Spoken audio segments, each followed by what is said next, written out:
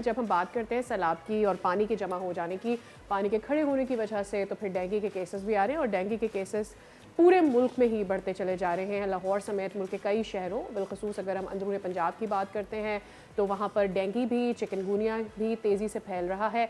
और ऐसे में लोगों से यही दरख्वास्त की जा सकती है कि वो अपना बचाव ज़रूर रखें, क्योंकि आपकी जान सबसे ज़्यादा इंपॉर्टेंट पहले आपके लिए होती है। और फिर ज़ाहिर है एट द सेम टाइम हम ये भी कहते हैं कि गवर्नमेंट की तरफ से जो एक्शन लिया जा रहा है उसको भी मज़ीद मौसर बनाने के लिए इकदाम होने चाहिए। सईद अहमद खान साहब हमारे साथ मौजूद हैं। डॉक्टर साहब जो है वो माहिर हैं वबाई अमराज के। अस्सलाम वालेकुम and very good morning to you sir. ये जो सिचुएशन बनती चली जा रही है, सैलाब से पहले ही जब बारिशें होती है तो हम ये एक्सपेक्ट कर रहे होते हैं कि डेंगू भी होगा, चिकनगुनिया भी होगा। पिछले 5-8 सालों से तो पाकिस्तान में हम देख रहे हैं कि हर साल डेंगू की वजह से बहुत सारे लोग मुतासर होते हैं, चिकनगुनिया की वजह से भी लोग मुतासर होते हैं। वन लाइनर सबसे पहले तो बताएं कि ये वेदर अपने साथ साथ जब हम मच्छर की बात करते हैं, कौन सी ऐसी बीमारियां लेकर आता है जो मच्छरों से फैलती है? जी अस्सलाम वालेकुम, बहुत बहुत शुक्रिया प्रोग्राम इनवाइट करने के लिए। ये जो जितनी भी बीमारी आपने बताई, ये वेक्टर बॉर्न इन्फेक्शन कहलाती है जो कि मच्छरों के जरिए फैलती है, जिसमें मलेरिया, डेंगू, चिकनगुनिया, जीका और वेस्ट नाइल वायरस, ये लंबी लिस्ट है जो कि ये सारे वायरसेस इन मॉस्किटोज के जरिए फैलते हैं। और जब भी बारिशें होती हैं तो बारिश या पानी मच्छरों की अफजाइश के लिए आइडियल एनवायरनमेंट प्रोवाइड करता है।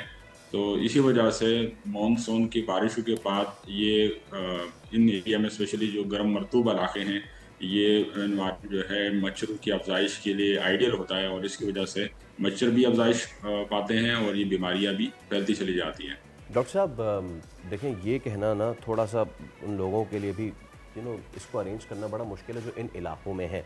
स्पेसिफिकली हम अगर फ्लड हिट एरियाज़ की बात करें जहाँ या तो पानी उतर गया है या थोड़ा बहुत पानी है, अगर उतर गया तो कीचड़ वगैरह सारा है, तो बड़ा मसला हो जाता है, वहाँ लोगों को नहीं कर पाते हैं बचाव करना। तो अब ऐसे में वो क्या करें?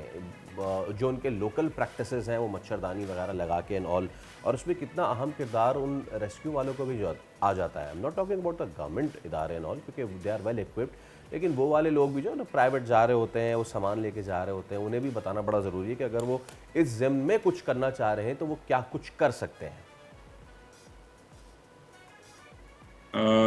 ये बहुत बड़ा जो है सवाल है, क्योंकि एक ऑलरेडी एक आजमाइश है वहाँ पे, सैलाब है या पानी की वजह से लोग काफ़ी परेशान हैं।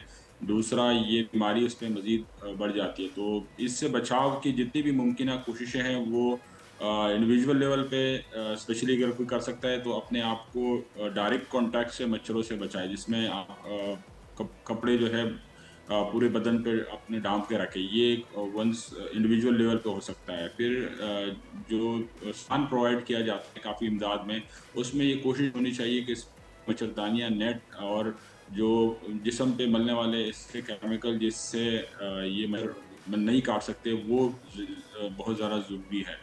और इसी तरह जहाँ घर सलामत है वहाँ पे खिड़कियों पे, दरवाज़ों पे जालियाँ, नेट लगवाना ज़रूरी है। या मच्छर भगाने के लिए जो स्प्रे होता है या कम से कम धुनी करनी होती है, तो उससे भी ये मच्छर वक्ती तौर पे उनको भगाया जा सकता है। क्योंकि वंस से मच्छर काट लें फिर ये बीमारी जो है वो लाजमी मुंतकिल होती है और उसके बाद एक लंबा सिलसिला चलता है कि एक बंदे से दूसरे बंदे मच्छरों की तरह बीमारी फैलती है। तो एहतियाती तदाबीर जितनी भी मुमकिन हो सके गवर्नमेंट लेवल डॉक्टर पे, जारी बात है साहब ये कोशिश होंगी, बताइए। किंतु इतना बड़ा आलमिया है वो मुश्किल, वो पॉसिबल नहीं होगा। तो इंडिविजुअल लेवल पे ज़्यादा जिम्मेदारी बनती है कि वो अपने आप को मच्छर के काटने से बचाएं। ठीक, डॉक्टर साहब ये बताइएगा कि हमें ये तो समझ में आता है कि डेंगू के मच्छर जब एक से दूसरे को काटते हैं तो फिर वो ट्रांसफ़र हो जाए। चिकनगुनिया में भी हमने सुना है, लेकिन और भी मच्छर के काटने से बीमारियां हैं, जैसे ज़िका की आपने जिक्र किया, मलेरिया का जिक्र किया, जो कि सबसे पहले लोगों को पता चला था, जिसके बारे में इस वक्त कौन सी ऐसी बीमारियां हैं जो मच्छर के काटने से ट्रांसफ़र होती हैं, एक मच्छर से दूसरा मच्छर, और फिर इस तरह से मज़ीद लोग जो हैं उस फैलती है ये बीमारी? देखिए, ये अल्लाह ताला ने एक इकोसिस्टम बनाया हुआ है, हर चीज़ का कोई ना कोई फ़ायदा होता है। हमें तो मच्छर ज़ाहिरी तौर पे एक नुकसानदेह चीज़ नज़र आती है और क्योंकि ये बीमारियाँ कॉज करता है, लेकिन ये पूरे इकोसिस्टम में हर तरह के वैराइटीज़ के मच्छर है। जिस तरह किसी एक मच्छर दूसरे की खुराक होता है और या वो खुद दूसरे जरासीम को खा जाता है, तो वो एक फ़ायदेमंद काम भी कर रहा होता है। लेकिन इस वक्त जो बीमारियां फैल रही है उसमें सबसे टॉप पे करंटली जो है मलेरिया फैल रहा है मच्छर के जरिए, जो कि उसके लिए एनोफिलिस चिकनगुनिया है, जीका के नंबर केसेस कम हैं और उसकी डिटेक्शन भी निस्बतन कम हो रही है। लेकिन ये ऐसे वायरसेस हैं जो कि इन मच्छरों के अंदर फैलते हैं और वो जब ये मच्छर अगले सेहतमंद बंदे को काटते हैं तो वो उसमें मुंतकिल हो जाती है।